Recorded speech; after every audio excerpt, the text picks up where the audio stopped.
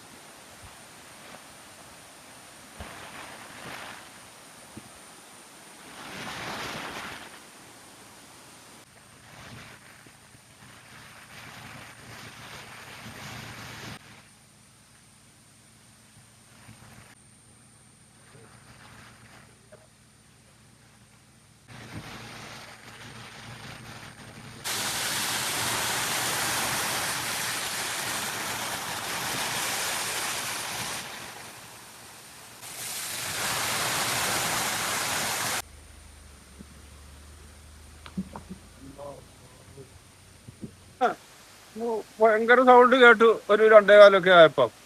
അത് കഴിഞ്ഞ് ഞാൻ ലൈറ്റ് തെളിച്ച് മുറ്റത്തിറങ്ങി നോക്കിയപ്പം താഴത്തെ വീടില്ല. അന്നേരം മുകളിലത്തെ ഒരു വീട് പോയി.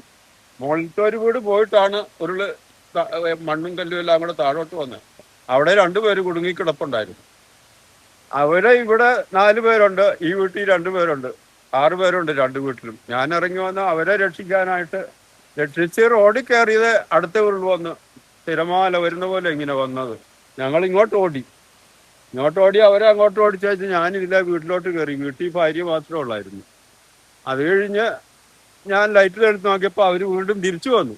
എന്തോ എടുക്കാനാന്നും പറഞ്ഞു. ഞാൻ പറഞ്ഞു എടുക്കാൻ നിൽക്കല്ലേ, ഓടിക്കോന്ന് പറഞ്ഞ് അവര് കടന്നു കഴിഞ്ഞ ഇതിലേ വന്നു ഇതെല്ലാം കൂടെ.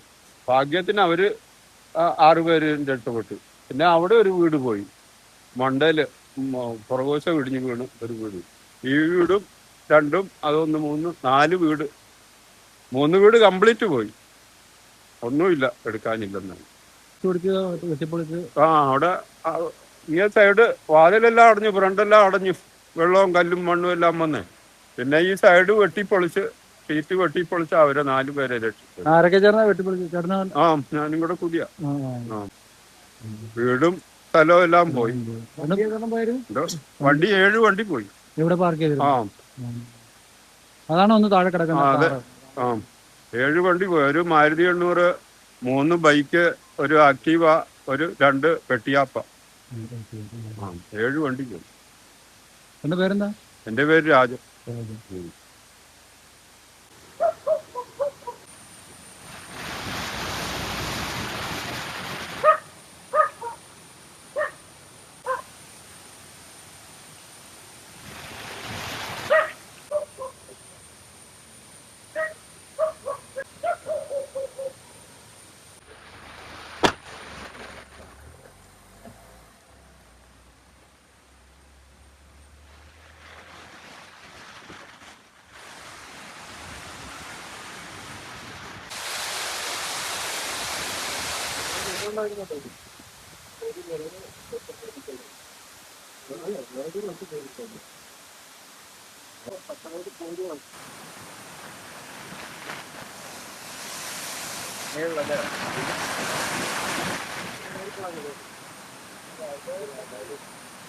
ഇതൊക്കെ തോടിന്റെ സൈഡിലാണ്.